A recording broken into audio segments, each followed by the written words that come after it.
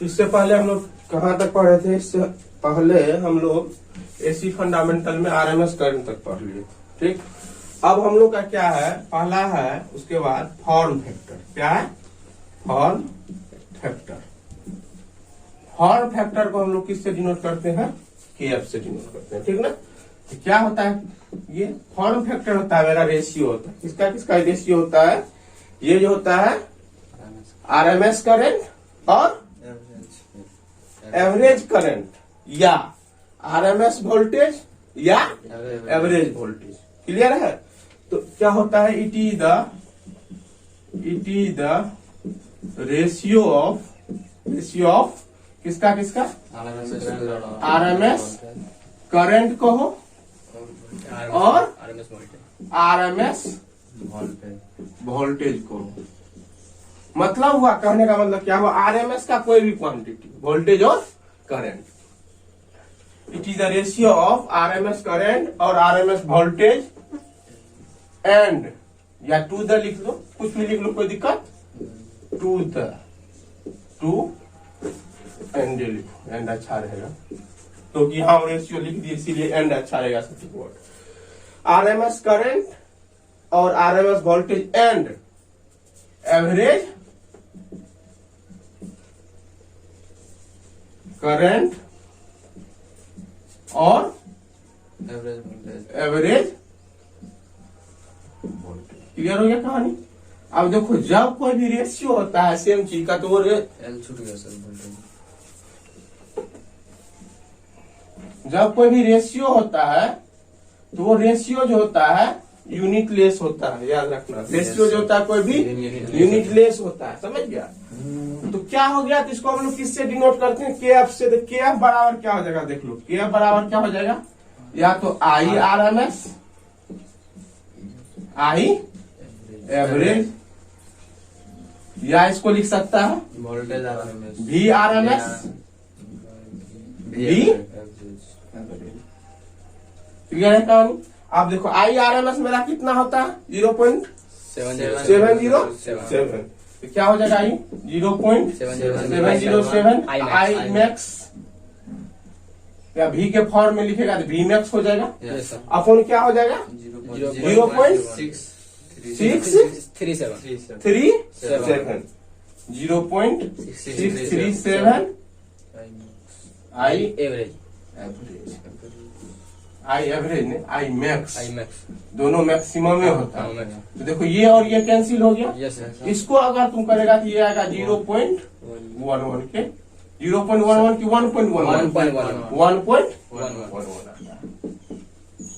ये मेरा क्या कहलाता है? फॉर्म फैक्टर कहलाता है। ये मेरा क्या कहलाता है? Form factor. तो केएफ कितने बराबर हो गया? 1.11। क्लियर है कहानी? अब फॉर्म फैक्टर अगला आता है मेरा, क्या आता है? Peak factor. क्या आता है? दूसरा क्या आता है? देख लो, पीक फैक्टर।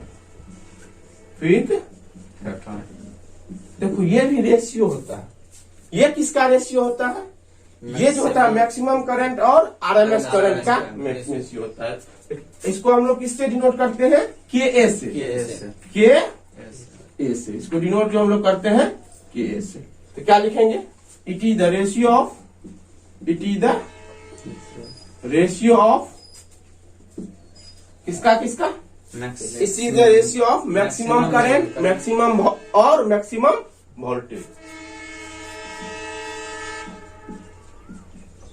मैक्सिमम करंट और मैक्सिमम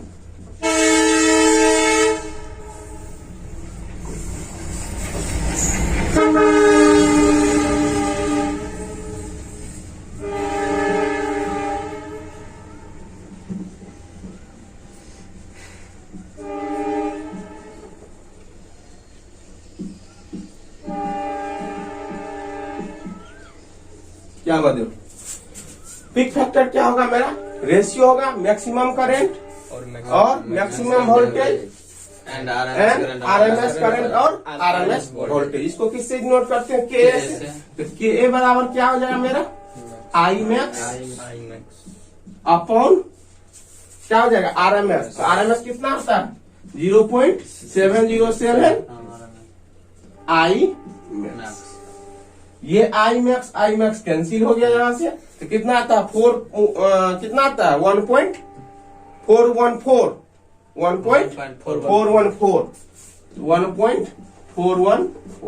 यूनिट तो नहीं होगा इसका, क्योंकि इससे यूनिटलेस होगा। तो Ka किसके बराबर हो गया 1.414 के बराबर। क्लियर हो गया कहानी।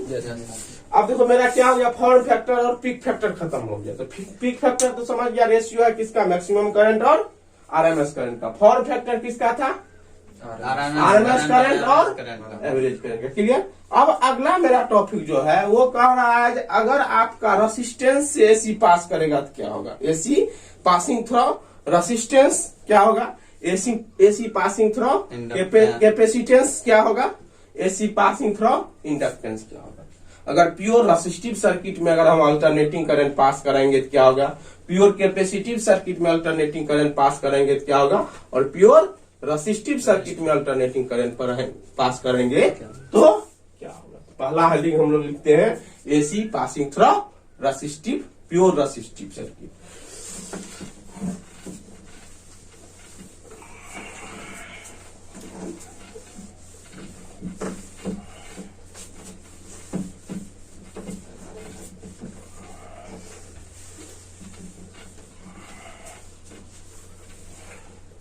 पहला देखो क्या लिखते हैं, पहला हम लोग लिखते हैं एसी मतलब वो alternating current, AC passing through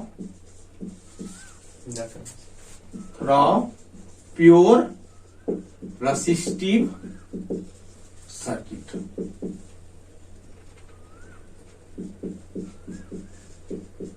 जब एसी किसी प्योर रेसिस्टिव सर्किट से पास करेगा क्या होगा, समझ गया बात को। तो देखो हम एक सर्किट बनाते हैं, इसमें अल्टरनेटिंग करंट हम ले लिए। क्लियर है, ये साइन है अल्टरनेटिंग करंट का। अब देखो ये क्या हो गया, मेरा रेसिस्टेंस हो गया, इससे करंट पास करा लो आई, कोई आपत्ति नहीं है। इसके अक्रॉस वोल्टेज क्या हो जाएगा, वी आर। चलिए, तो हम लोग जानते हैं रेसिस्टेंस क्या करता है, रेसिस्टेंस क्या करता है, करंट के फ्लो को अपोज करता है या चार्ज के फ्लो को अपोज करता है। तो देखो होता क्या है, जब हम किसी भी रेसिस्टिव सर्किट से, जब हम किसी भी प्योर रेसिस्टिव सर्किट से करंट पास कराते हैं तो वोल्टेज और करंट सेम फेज में होता है। वोल्टेज और करंट सेम फेज मतलब एक ही डायरेक्शन में होता है, एक ही फेज में होता है। मतलब दोनों के बीच का फेज डिफरेंस क्या होता है, 0 होता है।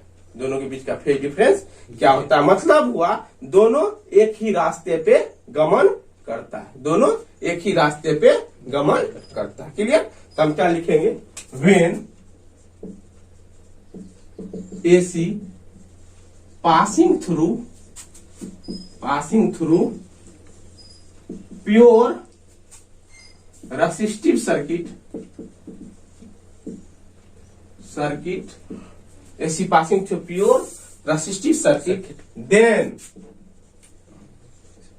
voltage and current are in same phase. Then voltage and current are in same phase. Clear हो गया कहानी।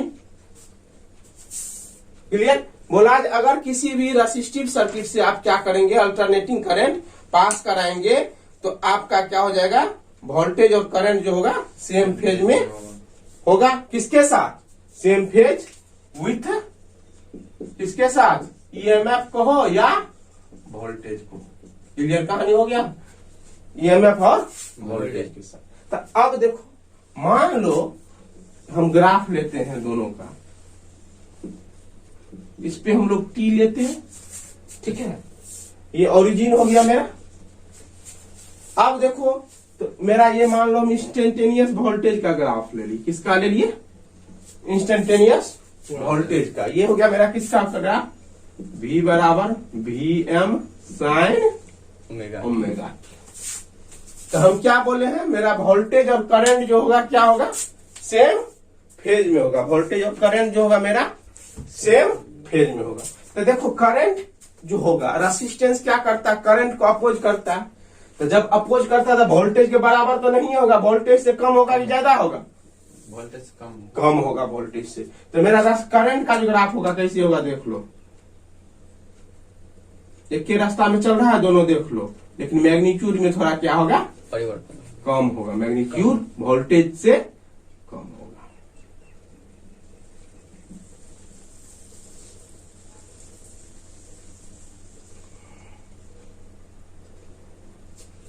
ये किसका ग्राफ हो गया मेरा, आई बराबर आई मैक्स साइन ओमेगा टी का। ये ग्राफ जो गया मेरा इंस्टेंटेनियस करंट का हो गया। ये हो गया आई इक्वल टू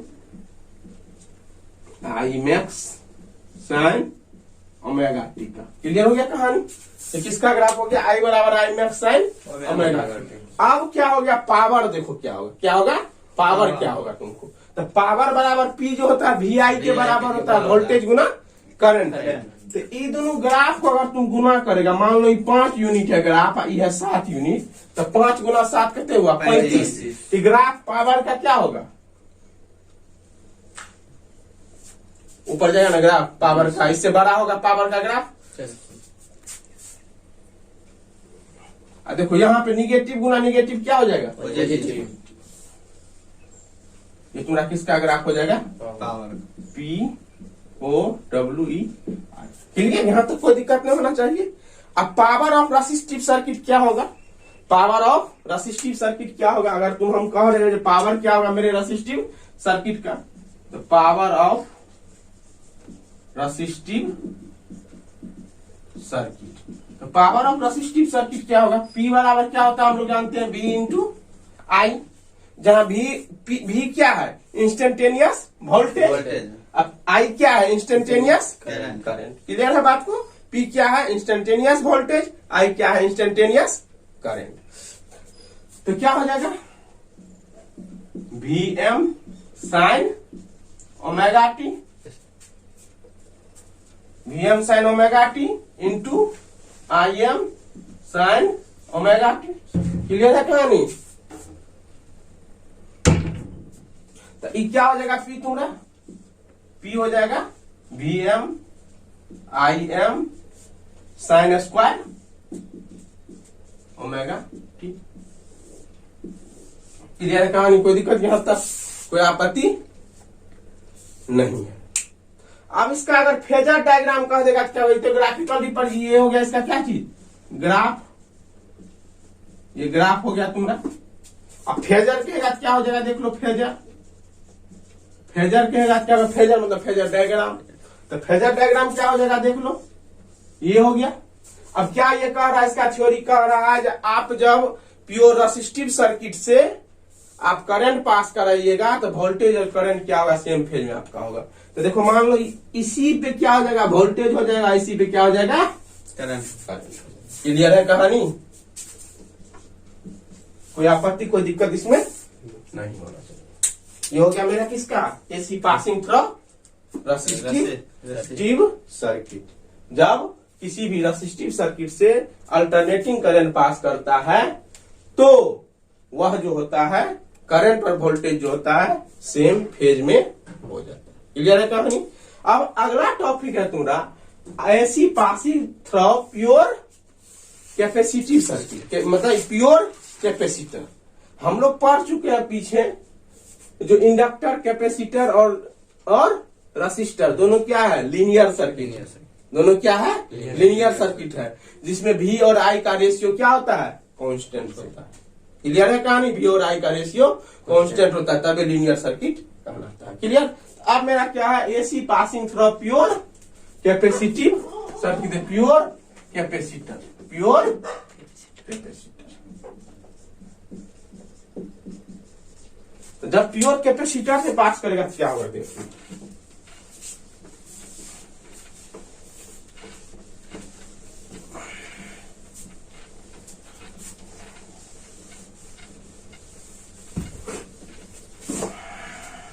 कैपेसिटर क्या है तो हम पढ़ाए हुए हैं, कैपेसिटर में कितना एनर्जी स्टोर होता है वो भी हम पढ़ाए हुए हैं।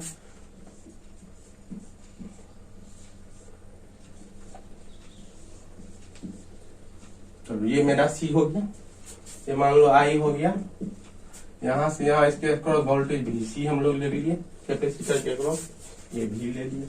क्लियर है कहानी।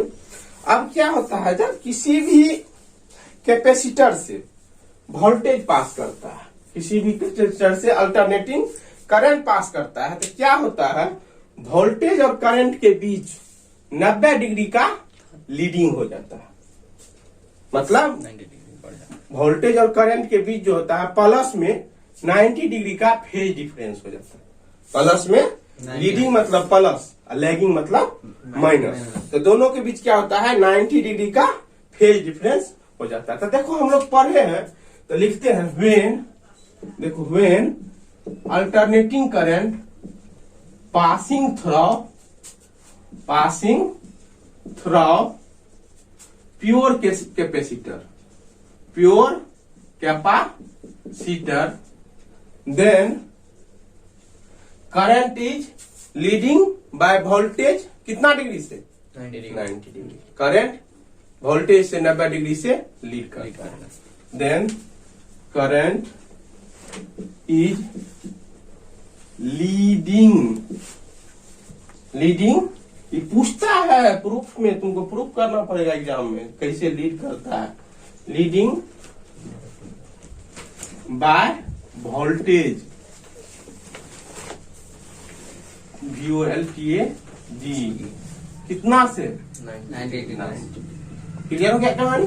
यस मतलब हुआ कि अगर वोल्टेज एक्स एक्सिस में होगा तो करंट वाई एक्सिस में होगा, अगर करंट एक्स एक्सिस में होगा तो वोल्टेज माइनस वाई एक्सिस में होगा। क्लियर है कहानी। यस तो चलो, तो क्या हो गया, कितना डिग्री से लीड कर गया, 90 डिग्री से। तो लीड मतलब होता है पॉजिटिव एंगल से, एंटी क्लॉक वाइज में होता है, घड़ी का एंटी क्लॉक वाइज में एंगल जो होता है पॉजिटिव होता है। क्लियर है कहानी। तो अब देखो क्या हुआ, तो हम लोग यही दिखाना आज कैसे ये होता है। तो हम लोग क्या पढ़ के आए हैं बताओ तो, आई बराबर पढ़ के आए हैं CdV बटे dt, ये फार्मूला पढ़ के आए ना, आई बराबर CdV बटे dt।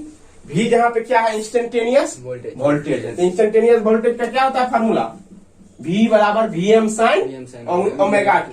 तो CD of VM sine omega t upon dt।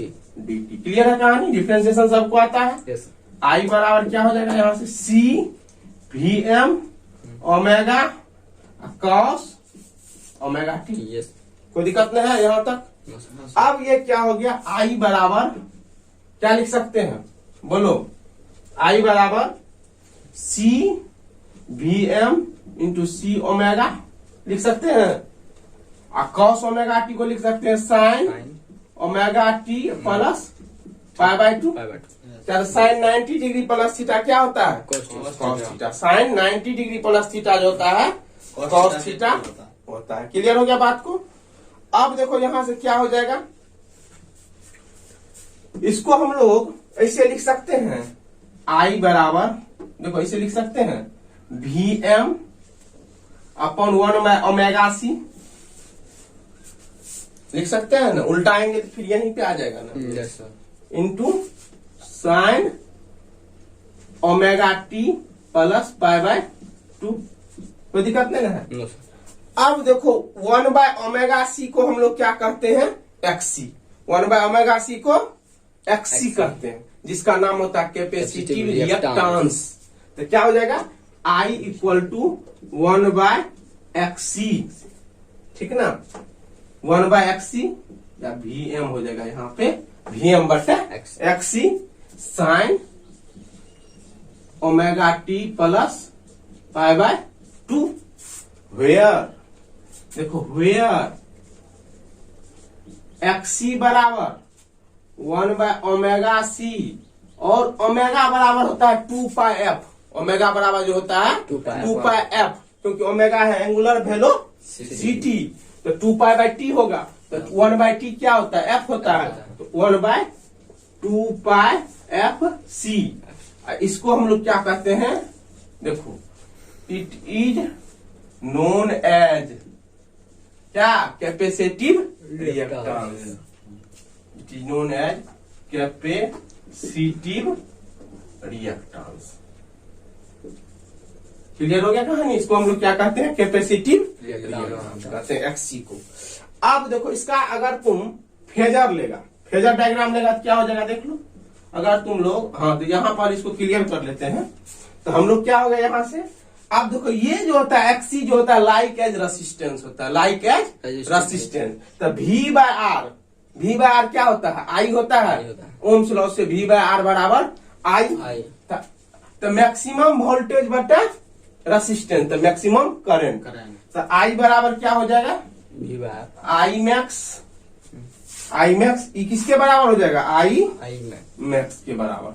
I max sine omega T plus pi bye, sign omega T plus pi by 2। Clear है कहानी। तो अब बताओ, पहले मेरा वोल्टेज जो था देखो V जो था ये मेरा किसके बराबर था, Vm sign omega T plus omega T के बराबर था ये मेरा, यही था मेरा इंस्टेंटेनियस वोल्टेज। अब देखो यहाँ ओमेगा टी था तो यहाँ क्या आ गया, omega T plus pi by 2, omega T plus pi by 2। Clear है कहानी। तो इसको जब हम फेजर डायग्राम में लेंगे, देखो इसका जब हम लोग फेजर डायग्राम लेंगे, देखो कैसे लेते हैं फेजर डायग्राम।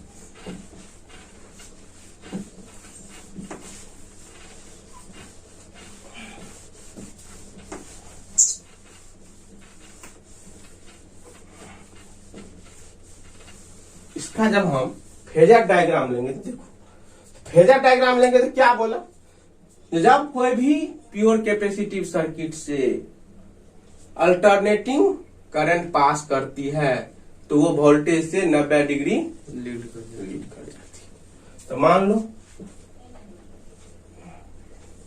ये मेरा वोल्टेज है, ये क्या है मेरा वोल्टेज है, इस पे हम लोग मान लिए करंट, तो ये कितना हो गया 90 डिग्री। क्लियर है कहानी, कोई दिक्कत नहीं होना चाहिए। इसका फेजर डायग्राम बनाएंगे तो क्या होगा, देखो ये तो फेजर हो गया, ये फेजर हो गया तुमको, ग्राफिकल रिप्रेजेंटेशन देखो कैसे होगा।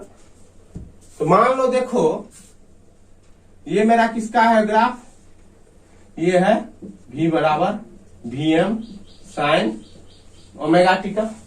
इससे करंट कितना डिग्री का कर रहा है, 90 डिग्री का। क्या चीज कर रहा है 90 डिग्री का, लीड। अगर यहां से तू लेगा तो 90 डिग्री घट जाएगा।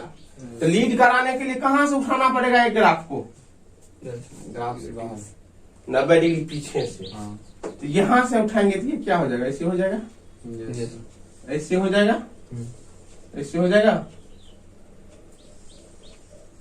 क्लियर हो गया कहानी। ये जो तुम्हारा हो गया किसका हो गया, ये वो हो गया, ये ग्राफ जो हो गया आई बराबर Im sign omega T plus power 2 का। क्लियर हो गया बात को। अब दोनों का गुणनफल क्या होता है, पावर होता है। तो पावर देखो यहाँ पे क्या हो जाएगा पॉजिटिव, यहाँ पे पॉजिटिव, दोनों का गुणनफल क्या हो जाएगा पॉजिटिव। क्लियर है कहानी। यहाँ देखो यहाँ ये निगेटिव, ये निगेटिव, यहाँ देखो यहाँ पे पावर क्या हो जाएगा दोनों को, यहाँ देखो यहाँ से यहाँ के बीच में पॉजिटिव होगा पावर, दोनों का गुणनफल होगा पॉजिटिव हो जाएगा। यहाँ से यहाँ के बीच में देखो, यहाँ से यहाँ के बीच में देखो, यहाँ से यहाँ के बीच में क्या है, ये ग्राफ तो नहीं है, फिर कहाँ हो जाएगा पावर, यहाँ हो जाएगा इसके बीच में। तो ये निगेटिव है, ये पॉजिटिव, क्या हो जाएगा निगेटिव। फिर यहाँ देखो, फिर यहाँ ये निगेटिव है, ये निगेटिव, फिर यहाँ क्या हो जाएगा पॉजिटिव। क्लियर है कहानी। इस टाइप से किसका ग्राफ हो जाएगा मेरा पावर का ग्राफ। क्लियर हो गया बात को, कोई दिक्कत यहाँ पे। अब P बराबर क्या होता है, P बराबर VI, P बराबर क्या होता है VI। तो जब P बराबर VI होता है तो हम लोग क्या करेंगे, वही फार्मूला लगा लेंगे। तो P बराबर क्या हो जाएगा, P मेरा किसके बराबर हो जाएगा VI के बराबर। तो क्या करेगा, VI के बराबर होगा तो क्या हो जाएगा Vm sign omega T into Im sign omega T plus pi by 2। Clear है कहानी। इसको जब हम लोग कैलकुलेशन करेंगे जब कैलकुलेशन करेंगे तो क्या होगा मेरा, बोलो कैलकुलेशन करेंगे, यहाँ पे सबको कैलकुलेट करेंगे 2 से गुना करके तो क्या हो जाएगा 2 sin A into sine B, 2 sin A into sine B, 2 sin A into sine B का फार्मूला लगा देंगे तो यहाँ से आता है मेरा इसको हम लोग चेंज कर देते हैं। देखो Vm sign omega T, Im को क्या लिख सकते हैं, Vm upon XC sine omega T plus pi by 2। अब यहां से क्या हो जाएगा, Vm स्क्वायर बाय XL होगा ना, भी XL कहते हैं XC, Vm XC sine omega T into sine omega T plus pi by 2 होगा ना ये चीज। वहीं से फार्मूला वहां से पीछे से लेके आए हैं। तो जब यहां से हम लोग करेंगे तो यहां से जब इसको हम लोग तोड़ेंगे तो कितना हो जाएगा, sign omega T plus pi by 2 क्या होता है, कॉस ओमेगा टी XC क्या हो जाएगा, sign omega T into cos omega T. कोई दिक्कत नहीं ना। अब 2 से गुना करेंगे, 2 Vm स्क्वायर बटे XL 2 sine omega T into cos omega T. 2 sine A into cos B का formula sine 2a sine 2 theta हो जाएगा। तो क्या हो जाएगा, sine 2 Vm square by 2XC sine 2 omega T. अब होता क्या है, अगर तू कंप्लीट साइकिल लेगा, अगर तू कंप्लीट साइकिल लेगा, कंप्लीट मतलब पूरा साइकिल लेगा 2 पाई तक, 0 से 2 पाई तक, तब जो होता है पावर जो होता है इसका 0 होता है। पावर क्या होता है इसका 0 होता है। क्लियर है, समझ गया बात को। पावर इसका क्या हो जाता है, तब 0 हो जाता है। तो क्या होता है, तो देख लो, 4 कंप्लीट साइकिल, कंप्लीट साइकिल। तो कंप्लीट साइकिल लेंगे तो मैं इसको इंटीग्रेट करना पड़ेगा, कहां से कहां बीच, 0 से 2 पाई के बीच, 0 से 2 पाई के बीच। तो P बराबर क्या हो जाएगा, 0 से 2 पाई। ये तो मेरा क्या है, इंस्टेंटेनियस पावर है। क्या है, इंस्टेंटेनियस पावर है। इंस्टेंटेनियस पावर हम बताए थे किसका फंक्शन होता है, P का फंक्शन होता है। तो क्या हो जाएगा यहाँ P dt। तो 0 से 2 पाई, P कितना है, इसको अगर तुम लिखेगा तो क्या हो जाएगा, Vm Im बटे 2, Vm Im बटे 2 नहीं हो जाएगा। इसको Vm बटे XC को हम लोग Im लिख दिए 2, क्या हो जाएगा, साइन 2 ओमेगा टी। तो देखो साइन 2 ओमेगा टी है, इसको हम लोग लिख लेते हैं Vm Im बटे 2 साइन थीटा के इंटीग्रेशन क्या होता है, माइनस कॉस। तो माइनस कॉस 2 ओमेगा टी बटे 2, 0 से 2 पाई, 2 पीछे चलाएगा 4 हो जाएगा। तो क्या हो जाएगा, Vm Im बटे 4 माइनस ले लिए। अब देखो 2 पाई देंगे तो साइन 4 पाई कॉस 4 पाई हो जाएगा, कॉस 4 पाई हो जाएगा ना, minus cos 0, upper limit minus lower limit. Upper limit यहां रखेंगे तो क्या हो जाएगा, कॉस 4 पाई। तो कॉस 4 पाई माइनस कॉस 0। अब देखो कॉस 4 पाई क्या होता है, 1 हुआ, कॉस 4 पाई 720 हुआ। कॉस 4 पाई का वैल्यू 1 क्या है कि देखो कॉस n पाई जो होता है माइनस 1 के पावर n के बराबर होता है। n यहाँ पे कितना है, 4 है। तो क्या हो जाएगा, माइनस 1 के पावर 4, तो 1 हो गया। कॉस 0 डिग्री क्या होता है, 0। इसमें करेगा तो क्या हो जाएगा, देख लो यहाँ पे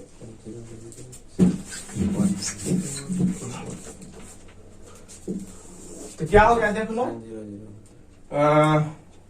P बराबर क्या हो जाएगा, Vm Im बटे 4। अब देखो ये 1 कॉस 0 1, तो क्या हो गया, P बराबर Vm Im 4 अगुना 0, तो क्या हो गया, P टोटल 0। मतलब कोई भी कंप्लीट साइकिल का पावर जो होता है कैपेसिटिव सर्किट में क्या होता है, 0। क्लियर हो गया। तो लिख देते हैं, the power of capacitive circuit in whole cycle is whole cycle is proof हो गया ना। कह देगा साबित कीजिए कि होल साइकिल कैपेसिटिव सर्किट के होल साइकिल का पावर 0 होता। हो गया प्रूफ, क्लियर। कैसे 90 डिग्री से लीड कर रहा हूं, प्रूफ हो गया। ये एक बार पूछा हुआ है, ये कैसे लीड करता है। क्लियर यहाँ तक, आज यहीं तक।